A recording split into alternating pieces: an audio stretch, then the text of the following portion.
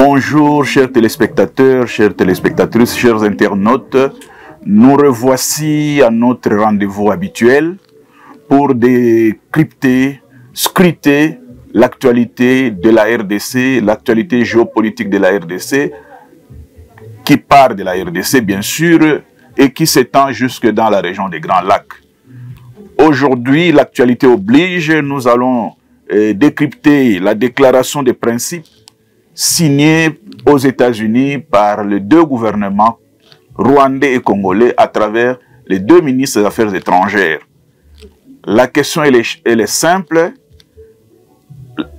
Est-ce que c'est une chance pour la paix dans la sous-région des Grands Lacs? La déclaration de principe est-elle une chance pour la paix dans la sous-région des Grands Lacs?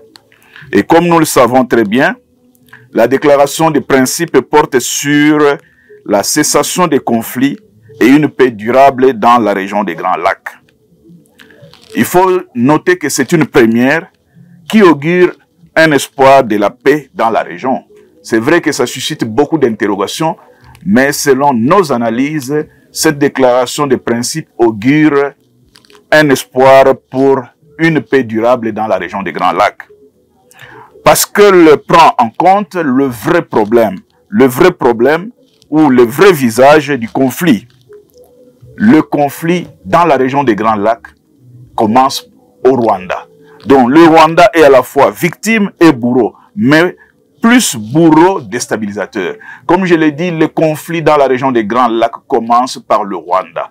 Et le fait de signer la déclaration de principe entre la RDC et le Rwanda est une très bonne chose, n'en déplaise à ceux qui n'ont pas compris. Parce que les principes, il faut les avoir. Les principes qui fondent les nations, qui fondent aussi les relations internationales et les relations interétatiques. Il faut les respecter. Il faut que ça soit le ciment d'une collaboration, d'une coopération et surtout des échanges entre les pays. Alors, dans les déclarations des principes, nous avons retenu le respect de la souveraineté et de l'intégrité du territoire à travers la diplomatie et la négociation plutôt que par la force. L'intangibilité des territoires, tout le monde le sait, est pratiquement fait partie des chapitres, si vous voulez, oui, des chapitres de la Bible des Nations Unies et même, je peux dire, de l'Union africaine. Il faut respecter la souveraineté et l'intégrité du territoire. Et cela est très important. Les Congolais doivent le savoir.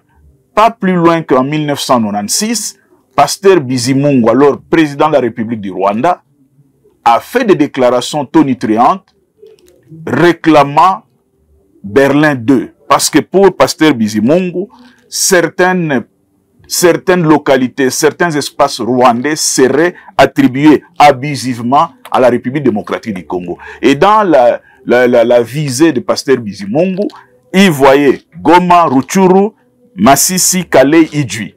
Donc pour Pasteur Bizimungu, ce sont des territoires rwandais que la Belgique a abusivement attribués à la République démocratique du Congo et qu'il faille le récupérer. Ah donc, le régime FPR, le régime du Front patriotique rwandais, devait le récupérer. Et si on ne convoquait pas Berlin II, le régime devait le récupérer par la violence, par la force. Et depuis 1996, nous voyons que le régime FPR, effectivement, est sur le sol congolais par la force, par la violence. Ce n'est pas tout, nous allons sauter toutes les péripéties des gens qui ont proposé cela. Mais récemment, en juin 2024, le rapport Mukabila, c'est-à-dire le rapport d'un parlementaire rwandais déposé au Parlement rwandais, adopté le 3 juin 2024, ce rapport-là s'attaquait à la Belgique ou s'attaque à la Belgique parce qu'il accuse la Belgique comme colonisateur qui aurait dépossédé le Rwanda en faveur de la République démocratique du Congo. Donc dans ce rapport aussi, le Rwandais exige qu'il faille redessiner la carte de la sous-région. Et ce rapport contient même des cartes géographiques englobant une bonne partie des territoires congolais, comme quoi ils appartenaient au Rwanda. Donc le problème de l'intégrité du territoire et du respect de la souveraineté ne sont pas de vains mots. Et c'est important que dans la déclaration de principe que ça soit mentionné noir sur blanc. Le deuxième point, c'est la reconnaissance des frontières territoriales. Et là aussi, nous l'avons dit, le Rwanda lorgne toujours sur les espaces de la RDC. Le Rwanda est confronté au problème de démographie galopante, c'est-à-dire de l'espace vital. Et comme c'est un petit pays étroit avec beaucoup de collines, le Rwanda lorgne sur la RDC. Et malheureusement, il lorgne sur la RDC, bien sûr, par la violence et par la force. Et comme nous le savons, depuis 1996, le régime FPR s'est installé sur le territoire congolais à travers des groupes armés. Parce que depuis 1996, il faut le dire, le régime FPR a joui et jouissait encore de ce qu'on appelle le privilège de l'impunité. Interrogez l'histoire, depuis 1996, pour ne pas dire depuis 1994 où il y a eu le génocide au Rwanda, le FPR se comporte en territoire conquis. Aucun pays à travers le monde n'a déjà puni le FPR. Aucun pays n'a déjà sanctionné le FPR. Donc, ce régime, ce privilège de l'impunité a fait que le FPR se croit maître absolu. Nous l'avons vu ici, nous l'avons déjà dit. Le Rwanda a envahi la RD Congo. Les pays africains n'ont jamais condamné l'agression de la RDC par le Rwanda. Parce que tout le monde a peur du Rwanda, parce que le Rwanda jouit du privilège de l'impunité. Alors, le troisième point, c'est l'immixtion dans les affaires internes. Nous savons, comme je l'ai dit depuis 1996, que le Rwanda est sur le sol congolais. Le Rwanda gère notre politique. Le Rwanda gère notre diplomatie. Nous le savons aussi que sans le régime FPR, il n'y aurait jamais l'AFDEL. Tout le monde sait comment l'AFDEL est arrivé au pouvoir, comment Laurent Désiré Kabila est arrivé au pouvoir, et James Kabarebe, qui était le chef d'état-major général des forces armées de la République démocratique du Congo, à l'époque FAC, Forces armées congolaises. Donc, sans le Rwanda, l'AFDEL ne pouvait pas naître. Sans le Rwanda, le RCD, qu'il s'appelle Goma, qu'il s'appelle KML, tout ça, sans le Rwanda, on n'aurait pas le RCD. Et sans le Rwanda, on n'aurait pas le CNDP. Pire encore, on n'aurait pas le M23-1 et le M23 New Look. Je peux aller plus loin, on n'aurait pas l'AFC. Donc, on comprend que grâce à ces privilèges de l'impunité que jouit le régime FPR, il se permet tout. Il se permet effectivement de s'immiscer dans les affaires internes de la République démocratique du Congo. Donc, pendant tout ce temps, presque 20 ans, le Rwanda a géré d'une manière ou d'une autre la République démocratique du Congo.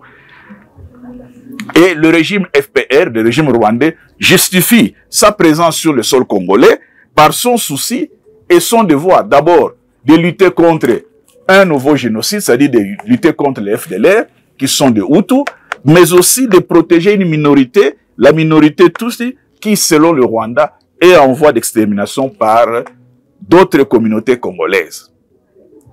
Donc, nous comprenons que l'immixtion dont fait allusion cet accord-là de principe est très très important.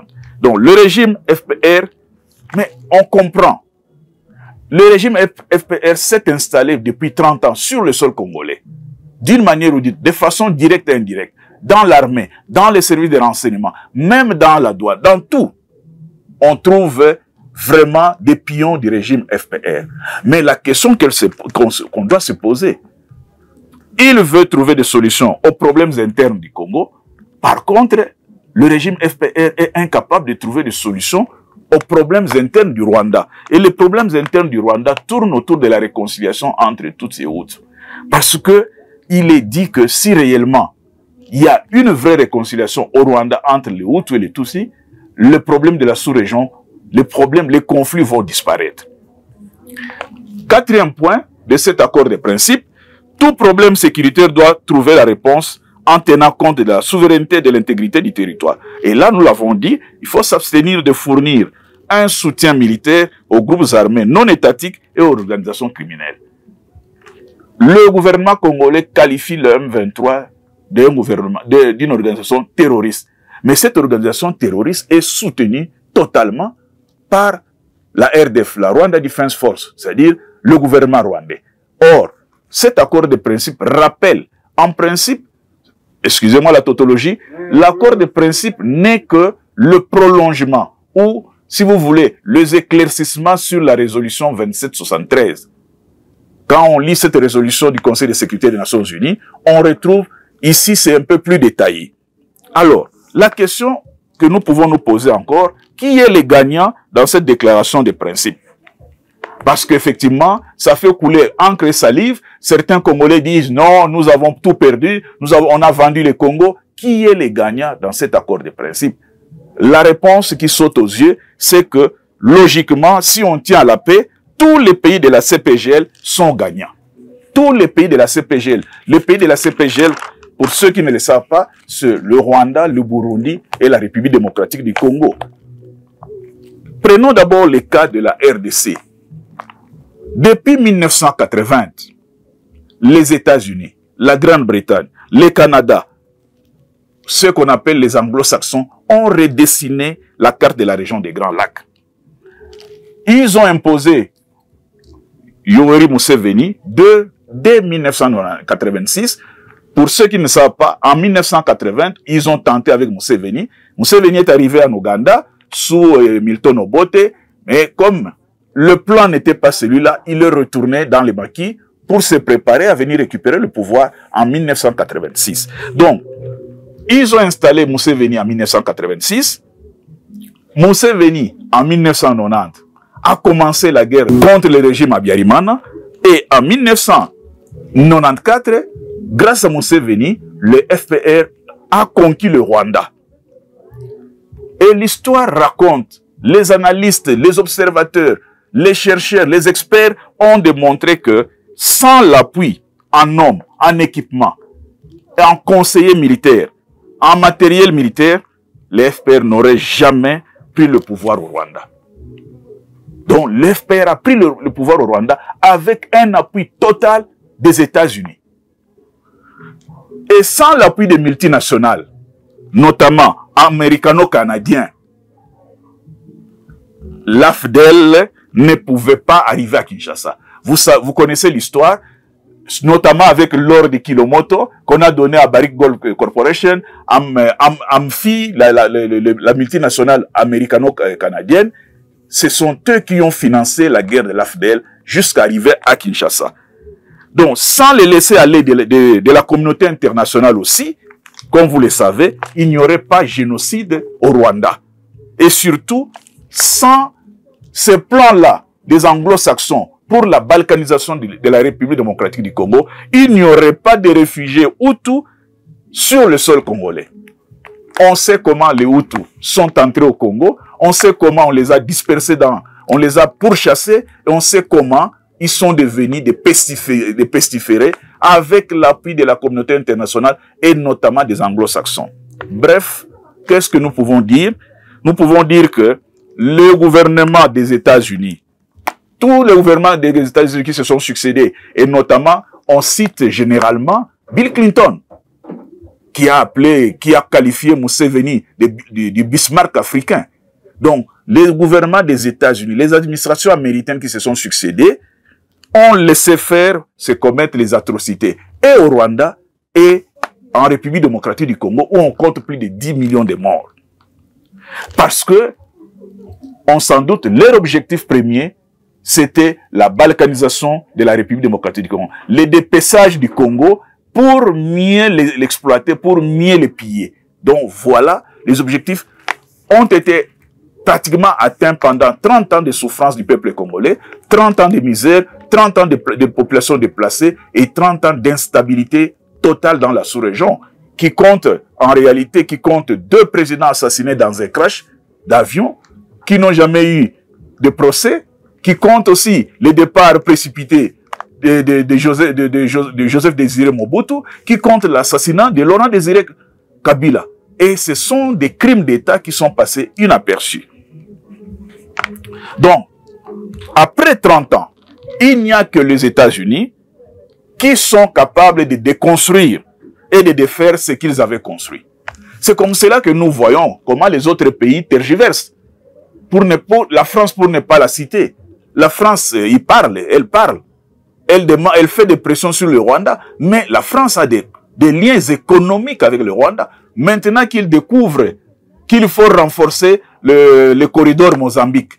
Le corridor Mozambique, l'axe Mozambique sur l'océan Indien. Mais il faut les renforcer, non seulement avec les soldats français, mais aussi avec les soldats rwandais qui protègent déjà Total Énergie. Donc, il n'y a que les États-Unis qui peuvent mettre le Rwanda à genoux. Donc, le régime FPR ne peut s'incliner que devant les États-Unis. Et donc, c'est ce qui vient de se passer avec des sanctions. Les premières sanctions ont visé James Kabarebe et Lawrence Kanyuka. Donc, les États-Unis, c'est eux qui ont façonné le Rwanda de Paul Kagame, et ce sont eux qui peuvent le défaire. Alors, mais que doit exiger la RDC pour que nous soyons gagnants nous tous? La première exigence impérative, c'est un dialogue inter-rwandais. Un dialogue inter-rwandais entre Hutus et Tutsis. Parce que le problème de la sous-région, l'instabilité que connaît la RDC est due au Rwanda. Le Rwanda a transposé son problème, un conflit entre deux communautés, il l'a transposé au Rwanda. Et comme vous le savez, au Rwanda, le pouvoir ne s'octroie pas démocratiquement. Le pouvoir s'obtient par le sang. Si ce sont les Hutus qui sont au pouvoir, les Tutsis sont en exil. Et il faut que les Tutsis se préparent pour venir chasser les Hutus. Et effectivement, c'est ce qui s'est passé depuis la révolution rwandaise de 1957. Donc, au Rwanda, le pouvoir s'obtient par le sang. Alors, il faudrait que la communauté internationale aide le pays de la sous-région pour qu'il y ait un dialogue inter-rwandais, qu'il y ait une réconciliation entre ces deux ethnies qui ont pourri l'atmosphère en Afrique centrale et singulièrement en République démocratique du Congo.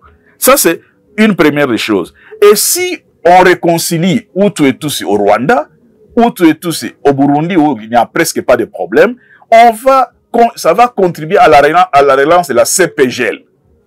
La CPGL, c'est la communauté des États des pays des Grands Lacs. Et ceux qui vivent à Goma, ils savent que la CPGL avait des projets économiques. À Goma, il y a un grand bâtiment qu'on appelle BDGL, la banque des pays des États des Grands Lacs. La banque des États des Grands Lacs. Cela signifie que même lorsqu'on parle des richesses à partager, ce n'est pas en l'air qu'on les parle. Il suffit seulement de créer des passerelles entre les pays.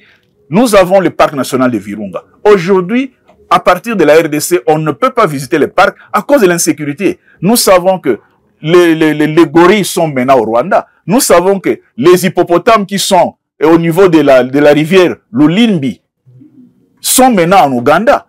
Donc, il suffit que cette conservation participative, cette conservation qui se base sur le développement puisse nous permettre à nous tous là qui partageons les frontières de partager effectivement ces richesses. Donc, il faut effectivement qu'il y ait cette paix.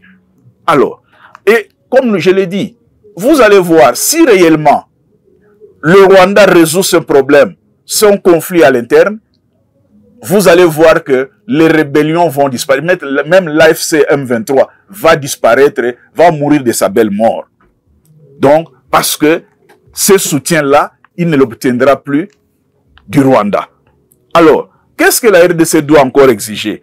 La RDC doit exiger, parce que là, nous ramassons aussi le pourparler du Qatar, donc le Doha. La RDC doit exiger le recensement pour trier les Congolais des étrangers dans la rébellion AFC M23. Les Nations Unies nous ont dit qu'il y a plus de 4000 Rwandais qui soutiennent le M23. Alors, il faudrait bien que ces Rwandais-là retournent chez eux. Une chose. La deuxième des choses, la RDC doit récupérer les armes individuelles. C'est-à-dire que si l'AFC M23 nous dit qu'il a 10 000 hommes, 10 000 combattants, chaque combattant doit présenter une arme individuelle, parce qu'on ne va pas au combat main vide. Si ce sont des AK-47, nous aurons 10 000 AK-47. Mais au-delà des armes individuelles, il faut aussi des armes d'appui, il faut des armes lourdes qui ont contribué à prendre Goma. Donc, le gouvernement congolais doit être regardant dans toutes les négociations qu'il engage avec la rébellion. Cela va aussi pousser à la relance du PDRRC. Mais il faut aussi, parce qu'on a tué plus de 3000 hommes, plus de 3000 personnes à Goma. Et au-delà, il faut que la justice, il n'y a pas de paix sans justice. Il faut que la justice soit mise sur pied pour d'abord, recenser les récidivistes. Ceux qui donnent des ordres, ils doivent être condamnés. On ne doit pas les intégrer comme ça dans l'armée et dans d'autres services. Et enfin, il faut nécessairement que le gouvernement congolais recense tous les biens pillés. Donc, le gouvernement congolais, nous espérons, nous estimons qu'il engage des poursuites, surtout demander à toutes les populations qui sont sous les territoires occupés de donner la liste des biens pillés pour que ceux qui ont pillé puissent se répondre, puissent se rembourser, puissent payer les biens qu'ils ont pillés. Parce que, comme nous avons dit, après 30 ans de privilèges de l'impunité du régime FPR, aujourd'hui des sanctions tombent, aujourd'hui il faut mettre fin à la guerre. Et cela signifie que les accords, ou si vous voulez, la déclaration de principe faite ou bien signée aux États-Unis, signée à Washington, est une très bonne chose, mais il faut que nous, les Congolais, nous puissions comprendre et avoir des plans A, B, C pour aller de l'avant et pour ne pas perdre. Comme vous le savez, Socrate répondait à la question qu'on lui a posée. Entre deux mots, maître, qu'est-ce qu'il faut faire? Et Socrate a répondu, entre deux mots, il faut choisir le moindre mal. Et le moindre mal, c'est ces accords de principe, cette déclaration de principe que nous avons signée. Le moindre mal parce que cette déclaration permet effectivement de commencer une ère d'espoir et de commencer une ère de paix qui peut stabiliser la région des Grands Lacs. Chers téléspectateurs, chers internautes, si vous avez aimé, likez, partagez, parce que nous sommes venus vers vous. Si vous avez des questions à poser, n'hésitez pas, des réactions. Nous sommes toujours pour vous. Les coulisses RDC TV vous remercie de votre fidélité et de votre attention. Le rendez-vous est pris pour la prochaine émission. Je vous remercie.